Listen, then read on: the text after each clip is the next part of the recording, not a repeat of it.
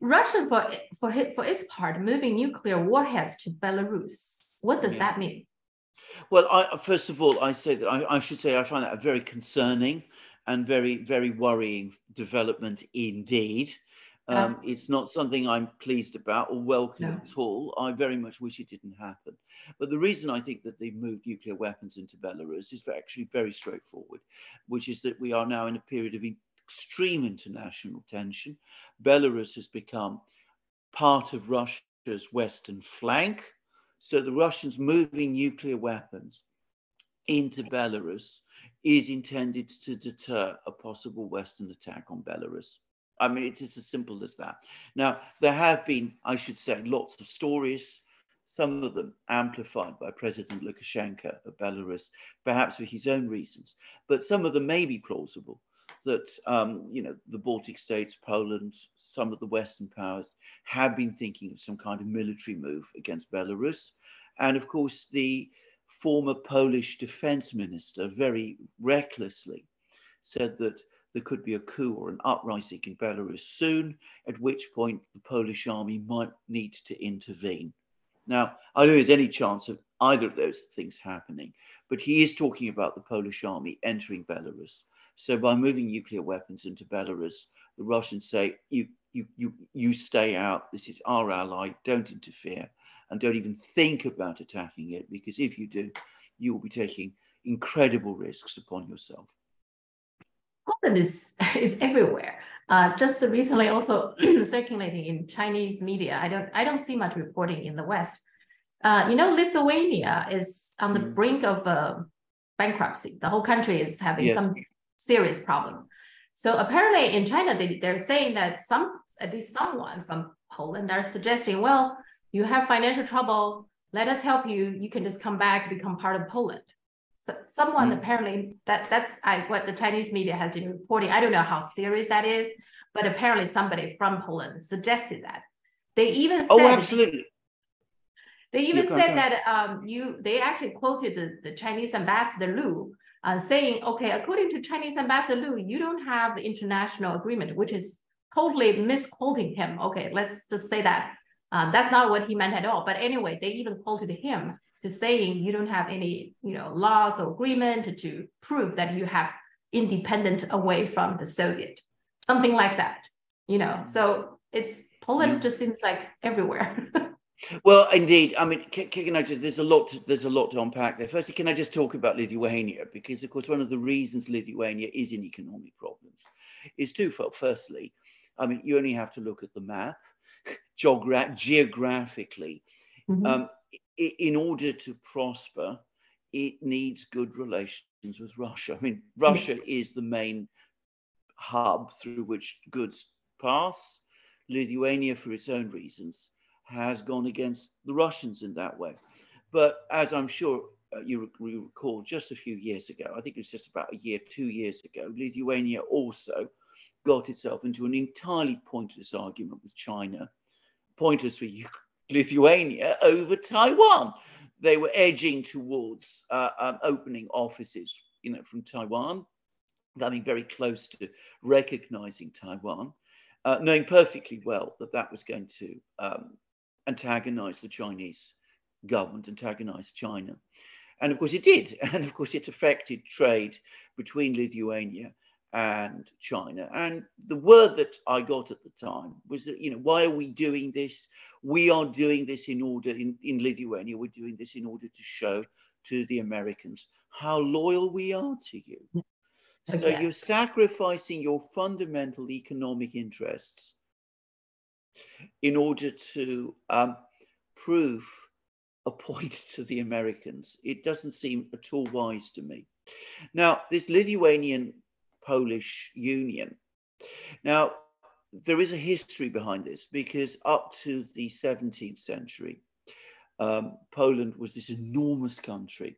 It included Lithuania, or at least it was called the Polish-Lithuanian Commonwealth. It included Poland, Lithuania, most of what is today Belarus, most of what is today Ukraine, including Kiev, by the way. And there is shall we say, a sentiment within the Polish political elite, which is to try to recreate this. Yeah. Now, I want to make it absolutely clear, because I've got lots of contacts in Poland.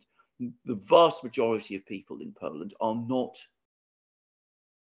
interested in this idea at all. They don't want it. They see it as, in fact, ending Poland as it is today, submerging it in something completely different. And they're not happy with that. And of course, they're fully aware of the enormous geopolitical risks in trying to pursue this kind of venture. But unfortunately, these people who seem to be obsessed with this idea are very well represented in the current Polish government, and also in the part of the Polish electorate which this government relies upon in order to get re-elected. Now, Poland is also going through economic problems at the moment, not as severe as Lithuania's, but it's also got elections coming fairly soon. So the government is amplifying this rhetoric about recreating the Commonwealth, gaining back our lost territories in Ukraine, reuniting with Lithuania, absorbing Belarus. They're talking in this grandiose way, as much, I suspect, for domestic electoral reasons as for any others. I think it's going to turn out badly for them. I think that for every person they win over by doing that, they will lose many more. But there we go. Yeah. So, but of course, in China, they see this as, okay, does it mean that Poland is going to open some kind of front, going somewhere? That's another escalation of the war. I mean, that's pretty serious. I hope they're only doing it for propaganda for their own election. There's nothing serious behind those thoughts, I hope. Okay. Well, we don't fully know, because of course propaganda can of course achieve its own momentum, and they might find that events propel them in that direction, even if that isn't quite what they'd intended. So I mean, I think it is a risk. I mean, I think it is a real risk. I would say that one particular element of Polish society that is said to be very hostile to all of these ideas is the Polish military. I mean, the Polish defense minister who talked about, occupying Belarus is the ex-Polish defense minister. He's not the current one. The Polish military leadership are said to be very hostile to these ideas. And in fact, the Polish army, like most armies in the West, is seeing a big exit of people who were serving because they don't want to be in the Polish army if one day it's ordered to advance into Belarus or Ukraine or any of these things. So without the army, how can these things be done? Yeah. Yeah, good. That's good. Okay. There's some rumor about the Lukashenko. He's got poisoned in Moscow. Is that true? What is your take on that? Well, he has been ill. I don't think he's been poisoned. I mean, I mean, he's made lots of comments about this himself. I mean, he seems all right at the moment. Okay. And I don't think he's been poisoned. I think one thing I ought to say is that he's not going to be president of Belarus for very much longer. Mm-hmm. And I think that Russia and Belarus, or at least the Russians in Belarus, are already working on, the way forward when he does eventually go. So, I think that he's not going to be there for very much longer, but I don't think he was poisoned. Certainly the Russians wouldn't want to poison him. And I think he was just ill, and I don't think it was a serious illness either. Okay. Yeah, that's what I thought. I think they tend to exaggerate these kind of things. It could be just a regular health issue, and then they made it as something out of it. Yeah, that's my thinking too. But the drone attack, this morning, this is second round of drone attacks, right? So do you think it's just the Ukrainian doing this to escalate the war so that they force NATO they want some strong reaction from Russia so that NATO will come in? Or is the US US somehow involved? So what's this Well, latest joke well, at? well, Putin has actually made a statement about this. He says that the purpose of these attacks is to provoke Russia into overreaction. And Okay. the reason that they want to provoke the Russians in that way into overreaction, I mean, he doesn't spell it out, but the only logical explanation is in order to persuade the West to take a more active role in the war. And I think that it's probably well understood in Ukraine that the only way Ukraine can survive or win this war is if it can get the West directly involved. So I think this is what this is about. Been trying to get NATO in from the beginning, I think. I mean, they kept on provoking, escalating the war, trying to provoke Russia. But at some point, they have to get the message. NATO is not going to get in. They need to get that message. They do need to get that message, but you come back to that comment that you made earlier in our program, which is unfortunately up to now, when they've asked for something, they've always got it. So they got the Javelins, they got the Stingers, they got the M777s, they got the HIMARS missiles, they got the Patriot system, they got the Storm Shadows from Britain, they're now going to get the F-16s, and they've already had the tanks. So it's easy to understand why, if you are Zelensky, you might think that if you don't take no for an answer, then at some point, the Western cavalry will indeed ride to your rescue. And if you structure your entire war effort around achieving that objective, then if that is your belief, that starts to make a kind of sense. Yeah. Okay, so Russia, I guess, is not going to immediately retaliate for all these drones, but they might continue. Who knows? There might be war and drone attacks. Yeah. Well, the Russians, of course, are conducting much more powerful and severe attacks on Ukraine. I mean, and they're doing so pretty much every day. The point, however, that Putin made is that their attacks attack Ukrainian military installations and infrastructure. These Ukrainian attacks, by contrast, are indiscriminate. And he said very clearly, look, the thing that worries me is not these attacks. We can cope with these attacks.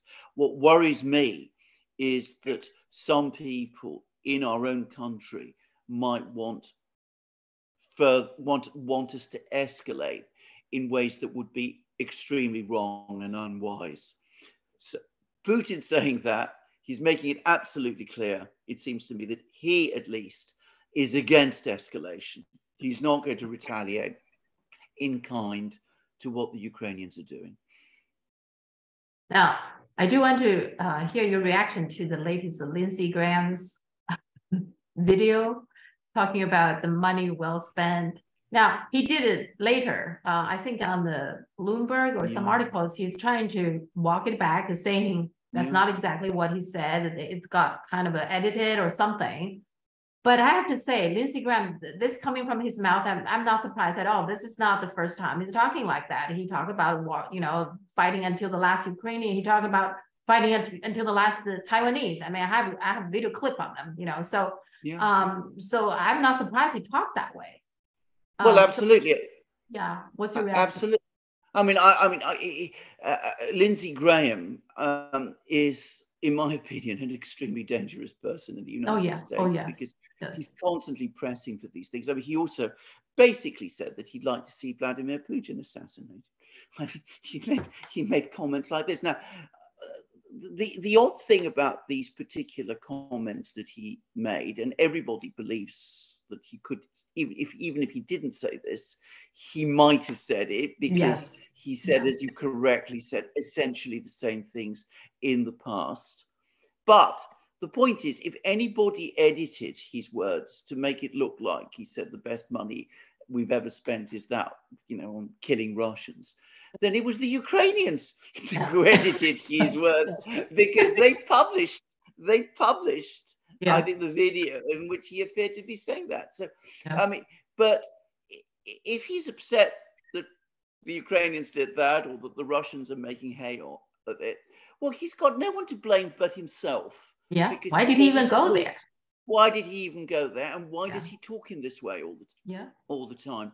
Lindsey Graham is, in my opinion, one of these incredibly dangerous people in the United States who always looks for military solutions to every problem, every international problem.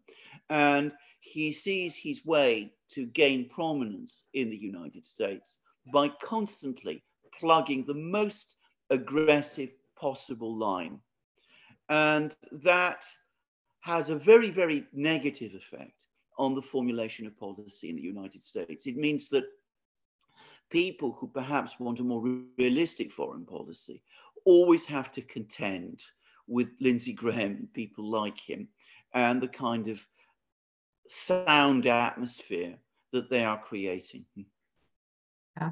Well, yeah, and he's very influential. You know, he's the ranking Republican, I think, in the Foreign Relations and or Intelligence Committee. You know, those powerful committees. He's in there. The other person is Mark Warner. You know, Lindsey Graham is Republican. Mark Warner is Democrat. It's actually not that long ago. I actually saw Mark Warner was talking about not exactly what like Lindsey Graham saying the money is well spent, but he was saying that $100 billion or something. He said, if we're going to fight this war ourselves, it's going to be way more costly than this. So $100 billion is not much. See, that's how he sees this war going. Like, if you want to weaken Russia, $100 billion is nothing. Now, in his whole conversation, he never said anything about human lives. They are people dying there. There's not a single word about that. So in his term, it's like, okay, it's not that much. Now that all of a sudden kind of explained to me, you're talking about a lot of times these people just don't have reverse gear. Now that's the reason, I guess, because in their view, it's worth the money. Other than this little money they spend, it's not their money anyway. It's a very good investment, seems like, in their view. Yes. Isn't that how, I mean, that's how they're thinking. Well, that is indeed exactly how they're thinking, and you're absolutely correct. It is an absolutely psychopathic way of conducting foreign policy. First of all, you're absolutely right in saying that it shows no disregard it shows complete disregard for the humanitarian element. I mean, the fact that people are dying, that people are being killed, he sees it purely in cost-benefit terms for the United States. It's utterly cynical. It shows you that all the rhetoric about human rights, freedom, all of that, it really is, it's really only the mask behind the real thinking that's there. But the other thing, of course, he's doing is that he's straightforwardly admitting that the United States and Russia are in effect in a kind of state of undeclared war with each other. It's just that the United States doesn't want to fight Russia directly because that would be too dangerous. So it arms people in other people and arms other people to do it, to conduct these wars for itself. It shows a profoundly manipulative approach, a very manipulative approach on the part of American foreign policy. And I think people in Taiwan, by the way, should pay attention to what Mark Warner is saying, because it tells you, it should tell them that, you know, when the United States comes along and talks about Taiwan and its freedoms, its democracy, its rights and all the rest, ultimately, it's just another pawn in the very complicated chess game that people like Mr. Mark Warner think they're playing. Well, I think actually a lot of the Taiwan public probably is aware of that. And they are commentators, you know, they are people who are talking about this. But I don't think it's Tsai Ing-wen is, you know, the Taiwan government is. Whatever, I mean, they have been constantly talking about how to blow up the TSMC. And they don't seem to care that at all. They don't seem like taking that very seriously. They always find excuses for those people. Oh, it got misquoted. It's edited from the mainland, you know, all that kind of thing. It's just mind-blowing to me. It's like, and by the way, you're talking about democracy in Taiwan. The current Taiwan government is very corrupt. They made some fake vaccine. I wouldn't say fake, but it's ineffective vaccine. but they injected to people anyway and make money because they want to make money on the stock market. So they made that. For a while, there are more people die of their vaccine than there are people died of COVID. Just so everybody should know that. It's just extremely corrupt government. But then again, U.S. seems like to support government that are corrupted, like the Ukrainian government, right? Well, unsurprisingly so, because governments made up by honest people might be more concerned about the societies that they lead. So, I mean, in effect, the United States is always drawn towards supporting corrupt governments. It's doing that in Ukraine, it's doing that in Taiwan, it did that in Afghanistan, it did that in Vietnam, South Vietnam, as I well remember. And, if you go back to the early 1950s, it was doing the same in South Korea. That people don't want to talk about that anymore. They're easy to control, to manipulate with these people. Absolutely, yes. Yeah. Okay, Serbia. You understand people in China pay a lot of attention to Serbia. And Vučić is very popular in the people in China, and Serbia and China has very good relationship. Yeah. And of course, Kosovo is almost like the Taiwan issue, right? They do not want Kosovo to be independent, but then the West somehow decided to do that. So my question is this: I never quite figure out why the West want to give Serbia so much hard time. They almost like hate Serbia. Right, in 1993, they bombed, at the time still Yugoslavia, I believe. They bombed Yugoslavia for a straight 3 months. And they threw like 14,000 bombs, including depleted uranium bombs and cluster bombs. Why? What's the problem they have with Serbia?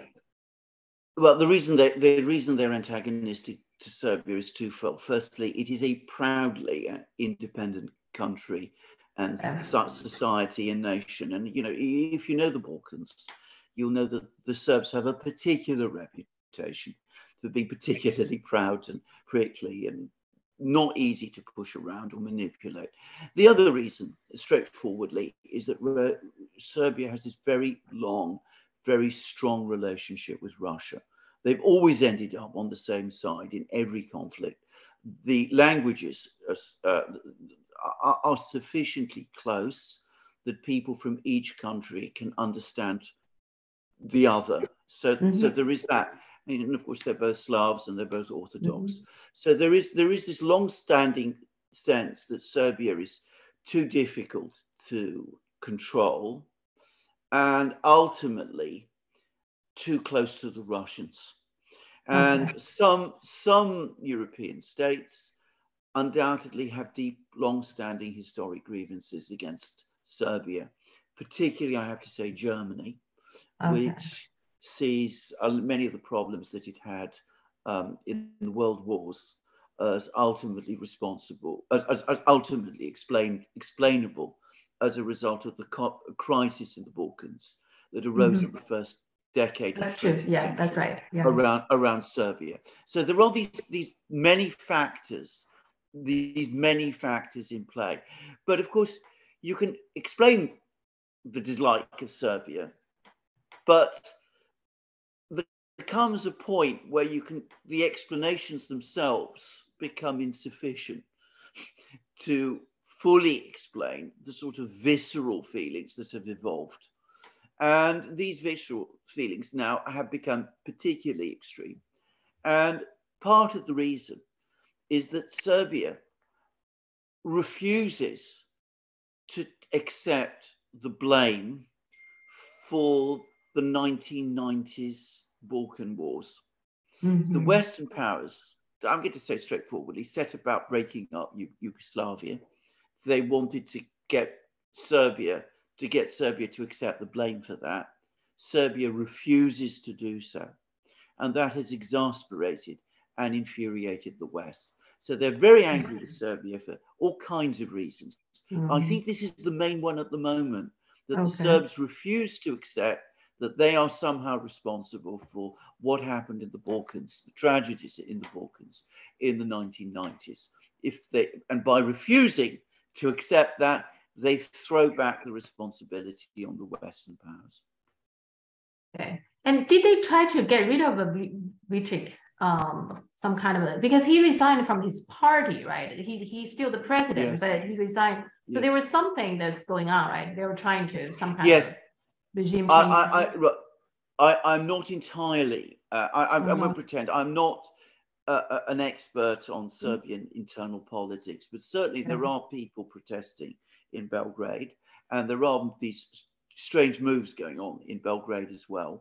And the Russian embassy has made it absolutely clear that as far as they're concerned, what they're seeing is another regime change attempt being made in Serbia. For various reasons, knowing Serbia, I don't think it will succeed. And this is the one country in the Balkans where there is a critical mass of people who would oppose any such attempt. I mean, it was tried out in the early 2000s. It basically succeeded in ousting President Milosevic, who was the leader of Serbia during the Yugoslav crisis. But then, of course, a reaction set in Serbia, and a lot of the work of that color revolution was undone. And at the same time, as a result of that backlash, the Serbs themselves have become much more experienced and familiar in understanding these kind of regime change policies that the West follows. So I don't think it will succeed. But again, I want to stress, I'm not an expert on Serb internal politics. So there may be more things going on than I actually know.